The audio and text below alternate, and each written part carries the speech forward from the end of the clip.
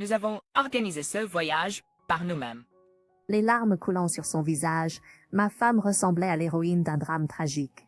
Comment osez-vous prendre le crédit pour les efforts de quelqu'un d'autre? Méprisable. Pensez que j'ai quelqu'un comme vous, comme membre de la famille, même par mariage. Quelle honte! Vous ne pouvez pas venir avec nous pour ce voyage. Mon agression m'a semblé écrasante, alors j'ai décidé de ne pas partir en voyage. Mais en y repensant, je pense que c'était la bonne décision. Après tout, je savais qu'il viendrait pleurer auprès de moi pendant le voyage. Parce que mon nom est, j'ai 31 ans. Et je vis à New York depuis environ 13 ans maintenant. Mon mari, Étienne, était mon camarade de classe au lycée. La plupart des gens trouvent cela surprenant, mais pour moi, Étienne était mon premier amour. Bien sûr, il y avait des hommes qui m'attiraient avant, mais c'était tout. Jamais mon cœur n'a battu aussi fort qu'avec Étienne. Juste croiser son regard me faisait sentir la poitrine serrée. Je craignais qu'il remarque mes sentiments rien qu'à cette palpitation. Pourtant, notre amour n'a jamais abouti à l'époque. Nous nous sommes tous les deux plu, mais nous n'avons jamais dépassé cela. Je suis allée à l'université à New York, mais Étienne est allé à l'université dans notre ville natale, donc nous étions séparés. À mesure que la distance grandissait entre nous, l'écart émotionnel grandissait aussi, et avant longtemps, il n'était plus dans mes pensées. Nous nous sommes retrouvés quand j'avais 28 ans. Oui? N'es-tu pas marié? Je prenais souvent avec mon collègue après près dans ce bar. J'ai entendu une voix familière. Après avoir posé mon verre sur la table, je me suis retournée pour trouver Étienne. Wow, Étienne, pas possible. Ça fait des siècles. Cela fait vraiment longtemps. J'ai cru voir quelqu'un qui ressemblait à Marie, mais c'était en fait toi. Il avait l'air plus mince qu'au lycée, et son costume lui allait bien. En voyant son visage, tous ces doux souvenirs du lycée me sont revenus, et avec eux, ses sentiments. Sans m'en rendre compte, j'ai jeté un coup d'œil à sa main gauche. Pas d'alliance. Ça fait quoi 10 ans? Qu'est-ce qui t'amène à New York? Eh bien, j'ai obtenu un nouvel emploi il y a quelques années. J'habite ici maintenant. Je n'avais aucune idée. Nous avions tellement plus à nous dire, mais ce jour-là, nous avons simplement échangé nos coordonnées. À partir de cette nuit-là, nous avons parlé tous les jours. Aucun de nous, maintenant approchant la trentaine, n'a jamais dit « Veux-tu sortir avec moi ?» ou avouer ses sentiments ouvertement. Cela s'est juste développé naturellement. Après avoir été ensemble pendant environ 1 an, Steven m'a demandé en mariage et nous nous sommes fiancés. Nous n'avons pas eu de cérémonie de mariage, nous avons juste fait une réunion de famille et une séance photo. Peu de temps après, nous avons emménagé dans un appartement en hauteur. Je n'aurais jamais pensé finir avec mon premier amour. La vie avec Stephen était pleine de bonheur, mais il y avait une chose qui me dérangeait vraiment. C'est à propos de la famille de mon beau-frère qui vivait à proximité, en particulier sa femme, Sophie. Elle était tellement inconsidérée et égocentrique. Juste l'autre jour, elle a fait quelque chose qui m'a irritée. Elle est apparue à l'improviste dans notre appartement avec son enfant. Oh bien, tu es à la maison, Marie? Où est Stephen? Il travaille aujourd'hui. Oh mon Dieu, c'est un dur, mais s'occuper d'un enfant est 100 fois plus difficile. Peux-tu t'occuper de mon enfant un peu? Je veux aller chez le coiffeur. J'ai soupiré profondément à l'intérieur. Elle faisait toujours ça, déposant son enfant sans prévenir. J'avais prévu de me détendre et peut-être regarder un film pendant mon jour de congé.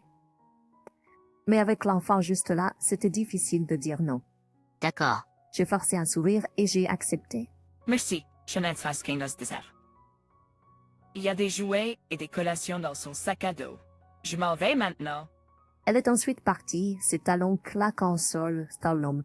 Je n'ai rien contre jouer avec des enfants, mais elle aurait pu laisser son enfant avec son mari s'il allait simplement chez le coiffeur. Ou s'il était occupé, elle aurait pu engager une babysitter. Ce n'était pas seulement à propos de l'enfant. Elle m'a donné des vieux vêtements et des meubles, presque en les imposant, puis m'a demandé de l'argent. Je n'ai jamais pu m'attacher à elle. Elle me voyait toujours comme quelqu'un de pratique. Elle a dit qu'elle serait partie pendant 2 heures, mais Sophie est revenue 6 heures plus tard. Sans s'excuser, elle a simplement dit « Je reviendrai » et est partie. Et là, je ne laisserai plus cela se reproduire. J'ai essayé de me battre, mais je n'ai jamais pu dire non. À quel point étais-je faible? Épuisée, je préparais le dîner quand Steven est rentré. Je suis de retour. Bienvenue, tu as dû passer une dure journée. Mais laisse-moi te raconter ma journée. Qu'est-ce qui s'est passé? Je lui ai tout expliqué. 6 heures? C'est incroyable. Tu es bien ça. Je sais, n'est-ce pas? Je pense qu'elle était allée faire du shopping après le salon de coiffure. Elle avait 4 grands sacs de courses. Je veux dire, faire du shopping c'est bien, mais elle aurait pu appeler ou quelque chose. Dire qu'elle serait en retard. Exactement. Elle ne communique jamais. Allez, prends un verre? Steven m'a servi une bière. Après l'avoir avalée, je me suis sentie un peu mieux. Pour changer de sujet, ma mère prend sa retraite dans 2 mois. Vraiment? Elle a déjà cet âge? Sa mère, qui est douée en technologie et active sur les réseaux sociaux, semble si jeune. Apprendre qu'elle prenait sa retraite a été une surprise. Ouais, c'est bizarre de penser que ma mère a cet âge. Ça doit naître. J'ai une suggestion. Pourquoi ne pas partir en voyage avec toute la famille? Ma mère n'a jamais été à l'étranger. Ça a l'air bien. J'ai tout de suite accepté, mais je n'aime pas beaucoup ma belle-mère. À chaque fois que je la rencontre, elle me demande sans cesse « Vous n'avez pas encore d'enfant. Quand monteras-tu mon petit enfant? » De plus, j'étais sûre que lorsque Steven parlait de toute la famille, il incluait également la famille de mon beau-frère. Je préfère ne pas y aller avec eux. Mais ils étaient des personnes importantes pour Steven. J'ai avalé mes vrais sentiments sans les exprimer, mais... Tu sais, les voyages internationaux ont des temps de trajet longs et la nourriture est complètement différente de celle que nous avons aux États-Unis. Plus on vieillit, plus il devient difficile de voyager. Alors, je veux l'emmener tant qu'elle est encore en bonne santé. Steven est si attentionné. J'aime ce côté gentil de lui. Je suis sûre que ta mère serait ravie. J'espère bien. Je pense choisir l'Italie comme destination. On ne peut pas se tromper avec un classique. Laisse-moi regarder ça et je couvrirai toutes les dépenses pour ce voyage. Quoi? Tout couvrir? C'est beaucoup d'argent. Non, je ne peux pas te laisser faire ça. Iedereen die raus ist Teil mon offre. Je te l'ai pas dit, mais j'ai des économies mises de côté. Désolé, Mais c'est ce que tu as économisé, non? J'apprécie la pensée, mais je ne peux pas l'accepter. Il est si bon cœur. Je me sentais vraiment bénie d'avoir épousé un homme comme lui. on peut toujours économiser à nouveau. Et puis Steven, tu as toujours ces prêts étudiants, n'est-ce pas? Je veux t'aider, Jennifer. Il m'a fallu 1 heure pour convaincre le réticent Steven, mais finalement nous avons convenu que je couvrirais toutes les dépenses de voyage. Je ne savais pas à l'époque que ce voyage changerait complètement la dynamique de notre famille. Ce que plus tard, aujourd'hui est enfin le jour de notre voyage en Italie. Steven, on est bon pour l'horaire du bus? C'est la 3e fois que tu vérifies, non? Allez, on n'est plus des enfants. On est bien? Allez, tu as tes moments enfantins. Non, je n'en ai pas. Arrête, ça chatouille.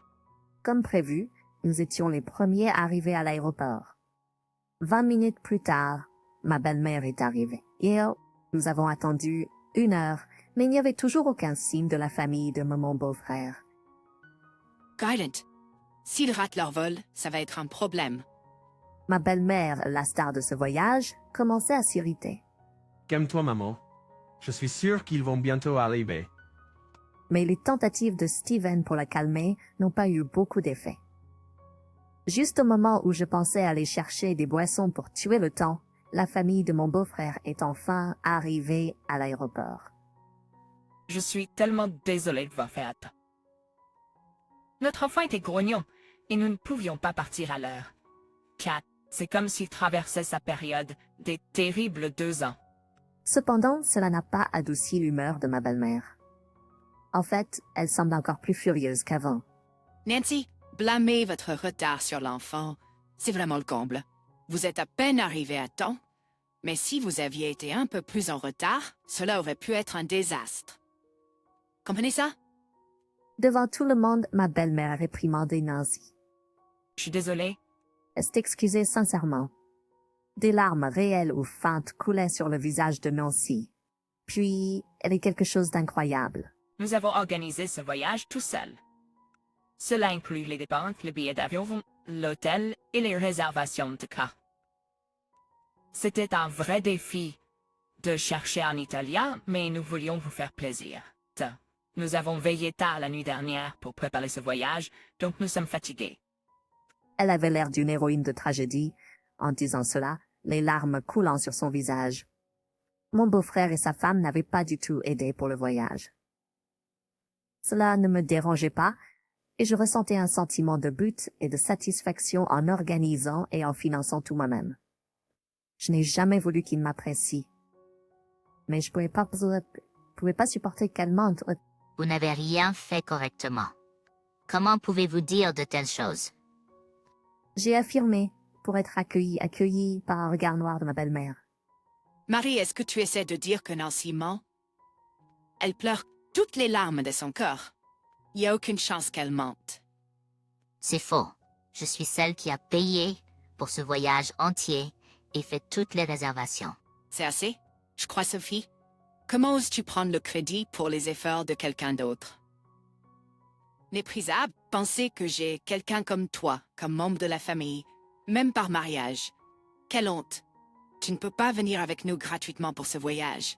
Je ne veux pas partir en voyage avec une personne méchante comme toi.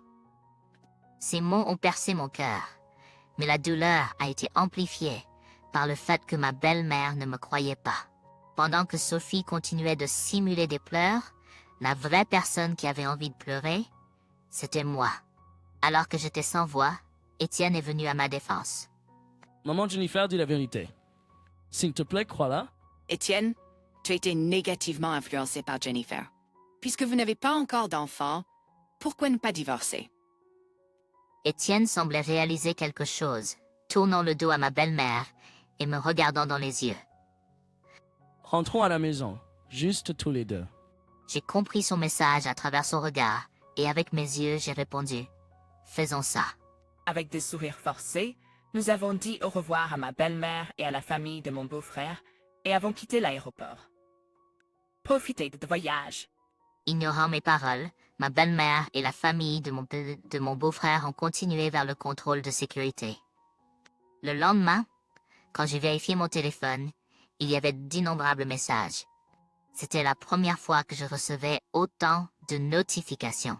J'ai hésité à ouvrir les messages pour découvrir qu'ils étaient tous de Sophie. Alors que j'allais faire défiler jusqu'au premier message, elle a appelé. Bonjour Jennifer. Y a-t-il problème? S'il te plaît, aide-moi. Elle avait l'air en colère. Qu'est-ce qui s'est passé? J'avais une idée, mais j'ai demandé des éclaircissements. Il y a trop de paiements en espèces ici. Ma carte de crédit est à son maximum et je ne sais pas quoi faire. De plus, l'hôtel et les restaurants que tu as réservés ne sont pas dans le centre-ville. Pourquoi as-tu choisi ces endroits? Elle semblait paniquée. J'entendais ma belle-mère se disputer avec mon beau-frère et l'enfant pleurer en arrière-plan. J'ai répondu calmement, « Eh bien, je pensais que les endroits touristiques typiques seraient ennuyeux. Tu aurais pu nous l'expliquer. C'est le chaos ici. Explique, pourquoi aurais-je besoin de le faire? Après tout, tu étais en train de te préparer tard pour le voyage, n'est-ce pas? Et tu as dit que tu paierais toutes les dépenses. » Elle a cliqué de la langue et a répondu d'un ton en colère et bas. Tu es toujours obsédé par le fait que ta belle-mère ne t'a pas cru. Brandis, c'est embarrassant. Alors, tu demandes de l'aide à quelqu'un d'autre à ton âge? Pathétique. Fais de ton mieux. Au revoir. Etienne, J'ai raccroché brusquement et j'ai immédiatement éteint mon téléphone. La pensée que Nancy et ma belle-mère pourraient regretter leurs actions m'a soulagée. Je les imaginais perdus dans un pays étranger. Je n'ai absolument aucune intention d'aider ceux qui m'ont traité de menteuse. Pas maintenant et jamais.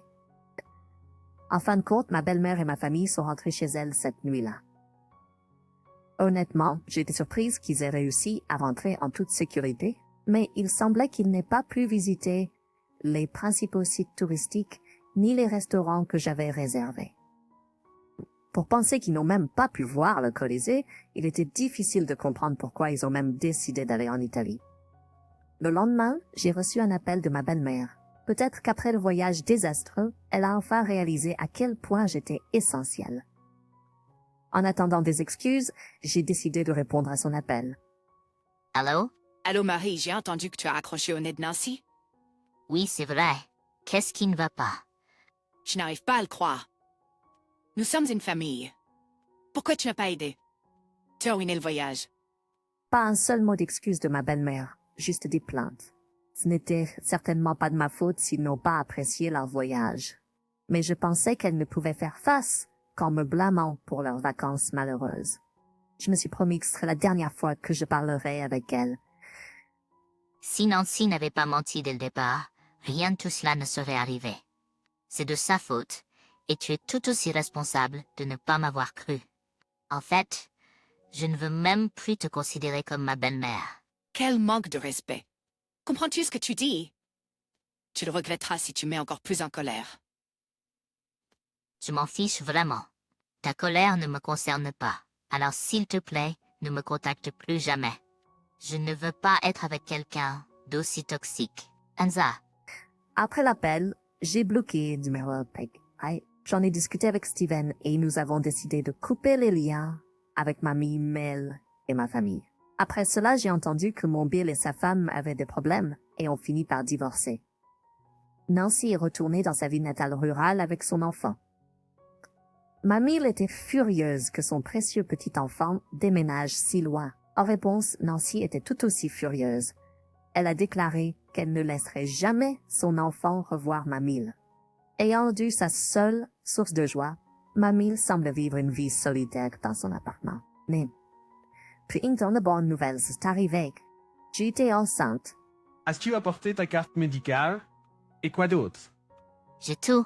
Et après le check-up, que dirais-tu de manger quelque chose de délicieux? Vraiment? On t'a pas réprimandé récemment pour avoir pris trop de poids. Tu es sûr? C'est bon. Je marche tous les jours. Steven a fait une grimace et a doucement frotté mon ventre. Maman a un sacré appétit, hein? Peut-être à cause de notre petit là-dedans. Assure-toi d'obtenir beaucoup de nutriments de maman. Nous avons quitté la maison en se tenant la main. Bien qu'il ait plu, il y a quelques instants, la pluie venait de s'arrêter. Un grand arc-en-ciel traversait le ciel. Cela semblait être un symbole de notre avenir radieux devant nous.